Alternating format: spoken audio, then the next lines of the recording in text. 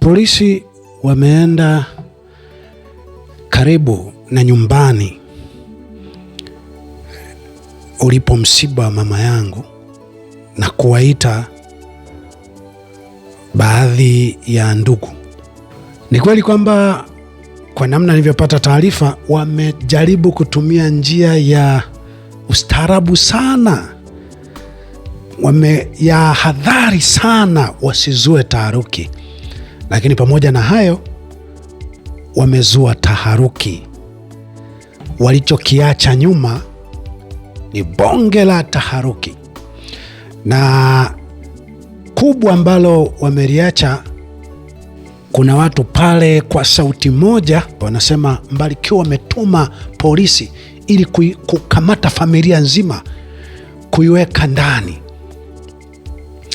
Ukweli maelezo yangu yamejitahidi sana kukinga hata yule kijana msaidizi aliyekuwa anamsaidia mama pale asipate dhara lolote, lakini nafahamu jambo lingine gumu kidogo ni kumsaka Mbarikiwa, kuuliza Mbarikiwa mwenyewe yuko wapi.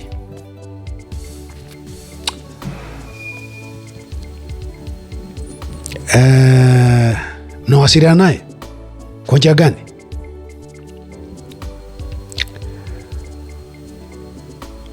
Sawa, vyote nitaviweka pamoja, lakini jambo ambalo limeonekana ni lugha ambayo inafanikiwa kirahisi sana kuzimwa ni ile niliyosema, mama amekufa kifo chenye utata.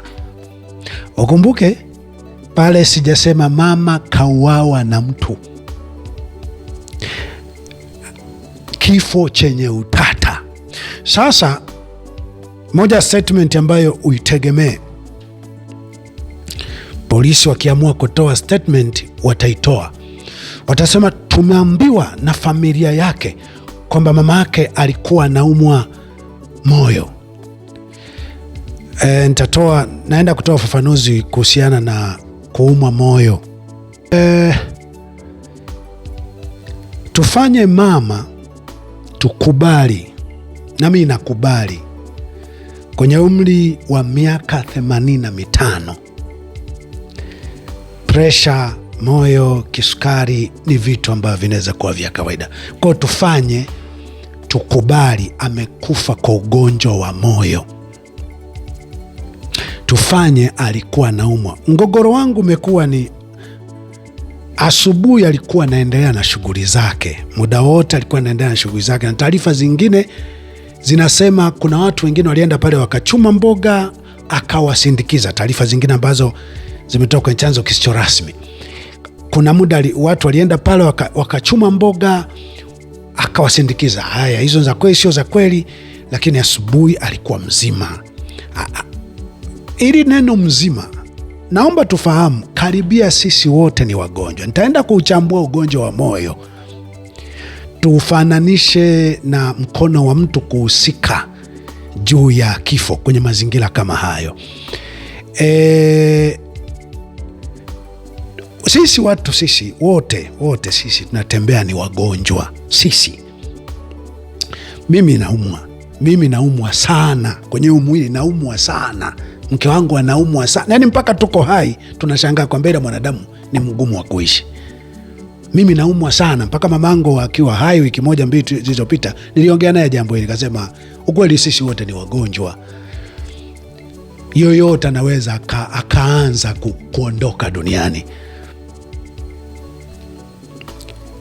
Sisi wote ni wagonjwa, wengi wa Afrika, hasa wa Tanzania wa sasa, wote sisi wengi ni wagonjwa. Lakini ikiwa wote sisi ni wagonjwa, kifo kikiwa na utata, tutachukua ule ugonjwa wote tunaojikaza nao, tunaopambana nao kwamba ndo uliomwondoa. Hatuna sababu ya kupima, kujiuliza mtu huyu alikuwa anatembea, anaosha vyombo, naongea, wengine nasema alienda na kuoga. Taarifa zingine alienda na kuoga, baadaye akasikia kupumzika na nini, taarifa zenye vyanzo vingine. Huyu mtu atakapoonekana masaa 2, 3, 4 ambayo hapakuwa na mtu nyumbani, mmekuta amefariki, ni dhambi kabisa kuchunguza, walau mfunue mwili wake, mwangalie kama kuna sehemu kuna sehemu zenye shida, atazamwe kwa namna za kawaida tu, hata kama hakuna vipimo vyovyote, za kawaida tu atazamwe kwenye mwili. Mbona niliongea habari za binti mwimbaji alikuwa anaitwa Irene Robert, nikasema hizi RIP zenu mimi sikubaliani nazo. Vitu kama hivi vikitokea kwenye mazingira kama haya vingekuwa vinachunguzwa. Mbona hata kama ikufika popote, hata mimi mama najua inaweza sifike popote, mbona walipojaribu kupita huku na kule kuna vitu walibaini? Nayo niliposema nilitukanwa sana. Sisi nakubali, sisi wanadamu, sisi wote ni wagonjwa, lakini je, ule ugonjwa mtu akikuta amekufa mahali peke yake, mahali tunachukulia ni ugonjwa ule, kafa kwa namna ambayo mnaona kabisa huyu mtu ni kama hapa kawekwa hapa, kama kuuawa eneo lingine, hapa kawekwa hapa. Kujihoji, kutafuta ukweli zaidi, hilo liwe ni tatizo. Mimi nimeshang'atwa na nyoka ambayo niliambiwa kifo cha kawaida, lakini hivyo push alitokea mtu aliyesema ni mimi niliyeua mtoto wa Mbarikiwa. Kwa hiyo naomba tujue nina haki ya kuhoji hilo. Na jambo la pili kuhusiana na tufanye, mama alikuwa na umwa moyo na presha na kisukari. Turudi kwenye moyo, kuumwa moyo mpaka moyo unatanuka, mtu ana presha, vinasababishwa na nini? Mama inawezekana ni presha ya mimi mtoto wake sipo, imemuua. Rudi, nani aliyesababisha nisiwepo? Ninakosa gani? Mama amesikia, amepata taarifa za kwamba mamlaka, serikali imeua mtoto wa mtoto wake, iliua mtoto wangu. Hiyo presha huyu mtu hawezi kuzidiwa. Mama ameshuhudia mimi nimefungwa gerezani kwa kuonewa kabisa, kwa dhuluma kabisa, ambayo hata tufanye palikuwa na hatia, adhabu iliyotolewa hata mahakama yenyewe hiyo ilikuja kusema ilikosewa. Tayari ameshaumia miezi 4, siku 137, miezi 4 na siku 15. Tayari ameshaumia, ameshaumizwa.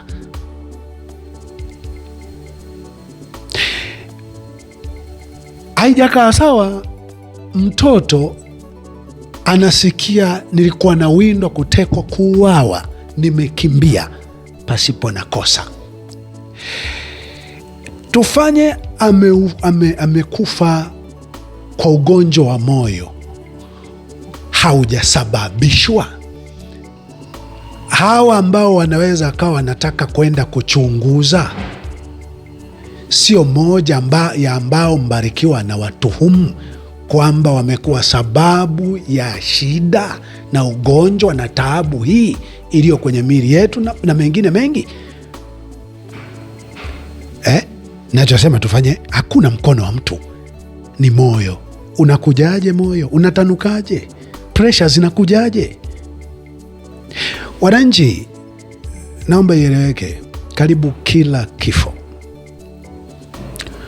asilimia kubwa ya vifo Afrika husababishwa na mtu, husababishwa na watu.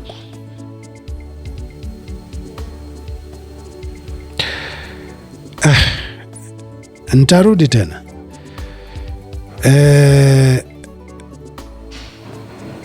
Polisi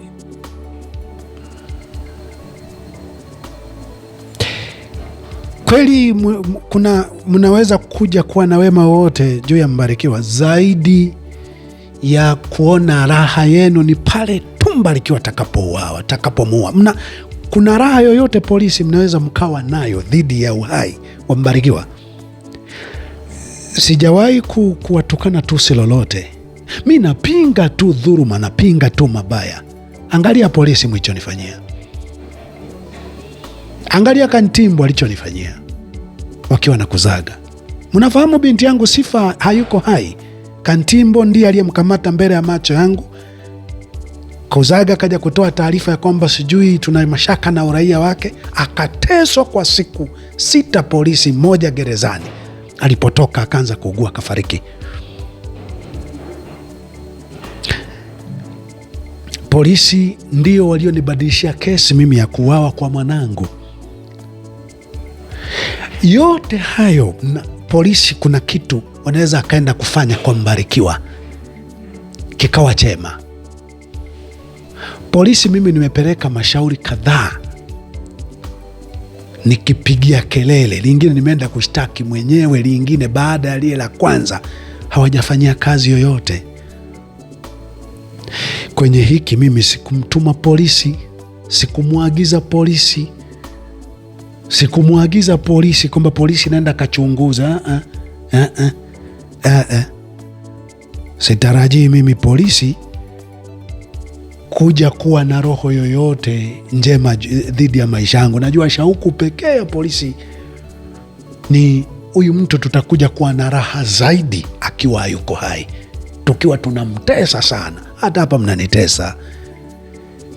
Mama yangu hapo kufariki imetonyesha sana kidonda, mnanitesa.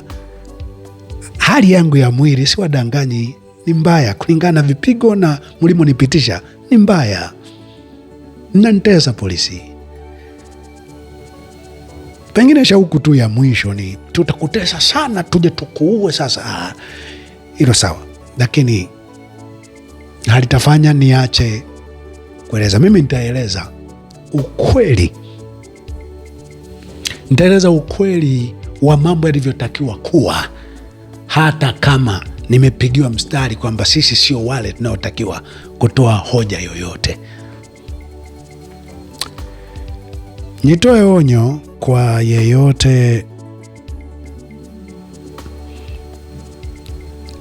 ambaye hapo msibani kwenye familia yetu ana sauti ya kuisha takuwa upande wa wanaonitesa, wanaonitukana, inionekane mbaya na atazibaziba haya ya mama. Mimi hakuna ushindi ninaweza kupata. After all, uchunguzi sitarajii unaweza ukatoa majibu yoyote mazuri. Nilisema nilikuwa na seti jambo, na hata ukitoa jibu lolote siokoi kitu. Ndio naweza nikatisha mbele isijikafanyika kwa namna kama hii, lakini hata uchunguzi usipofanyika, alimadamu nimeongea hivi, haitakuwa rahisi. Kwa sababu mimi naweza nikahusia kwamba inawezekana au watoto wangu wengine imeonekana kuwaulia hospitalini, ilikuwa rahisi. Ilipoonekana hospitali zinaingia kwenye kashifa, huenda hayo naweza nikawaza, huenda kwa sasa imeonekana sasa inabidi tuwe tunaua ndugu zake kwenye sisi wenyewe, asione mtu, asijue mtu. Hayo mimi naweza nikawaza, na na haki ya kuwaza na kujiuliza. Natoa onyo, kuna binti, kuna mtu, ni sauti kweli kweli, lakini naomba ujue huyo mimi ni mama yangu. Ni mama yangu. Kwa kuna mtu ni sauti kweli kweli, wala mimi hakuna ninacholazimisha. Hakuna ninacholazimisha, hakuna. Wala hakuna ambacho lazima nishiriki. Ingekuwa ni amri yangu, nimesikia sui polisi wataenda Jumamosi msibani. Ingekuwa ni amri yangu, kama ingekuwa na haki yoyote, wanadamu wangekuwa natoa haki ya aina hiyo kwenye katiba zao na sheria, mimi ningesema polisi usikanyage nyumbani, wala mtu wa CCM usikanyage wala usichangie chochote. Lakini sasa sipo, na pana watoto wengine ambao wana haki na mama yao,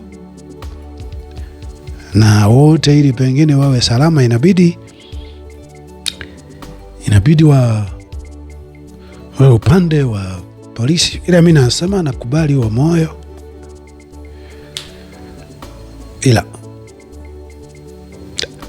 wewe ambaye ndo mlango wa wabaya wa Mbarikiwa kumfikia Mbarikiwa, kumtukana Mbarikiwa, kumtengenezea picha mbaya Mbarikiwa, kumdhuru, kumuumiza Mbarikiwa, uliyeko hapo wakati huu wa msiba, wewe utakuja kujua mtoto alikuwa na haki kwa mama yake kuliko undugu mwingine wowote, kuliko ukaribu mwingine wowote. Utakuja kujua. Enewe, kuwa hai kwangu mimi ni moja kati ya maajabu 7 ya dunia. Tangu dunia kuumbwa, kuwa hai ni jambo gumu sana. Ila huenda naweza nikawa hai. Na nikiwa hai, ujuage mimi nikianza kupushi jambo, najua kilichoko nyuma. Na kile kilichoko nyuma ni rahisi dakika yoyote kikaja mbele chenyewe kasema, huyu mtu mulimtuhumu, mulimuelewa vibaya, mulimshambulia, mulimkabili kwa makosa. Alikuwa sahihi, na sisi ndio ambao tulikuwa nyuma ya tukio hili. Itokee nije niwe salama. Nguvu yote unayoitumia wewe uliye sauti hapo sasa hivi, uliye sauti, nimejaribu kutoa maelekezo haya, unapindishia huku, najaribu kutoa haya, unapindishia huku. Wewe ni sauti, muombe Mungu. Mwisho wa uhai wangu we ni hapa tu. Nikiwa hai, Mungu atanipa kuona kisasi. Mungu ataifunua haki. Haki yangu itanijiria. Ikija ni kama pa kuanzia, patakuwa ni wewe. Mwisho nimalizie msimamo na mtazamo. Leo Upendo amepewa gari, nimeaibika. Leo Chanda ametoa ripoti, nimeaibika. Msimamo wangu uko pale pale. Gari ya Upendo ina damu na itakuwa na maruerue kuliko ya Gozbert. Good luck Gozbert ilivyokuwa.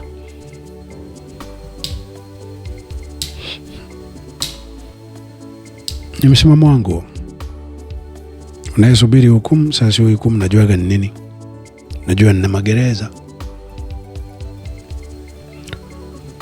Hukumu si ni kutamka tu yatakayokuja.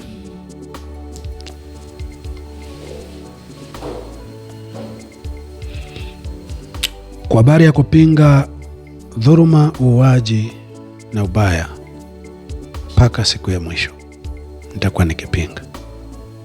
Asante na hongera kwa kunisikiliza.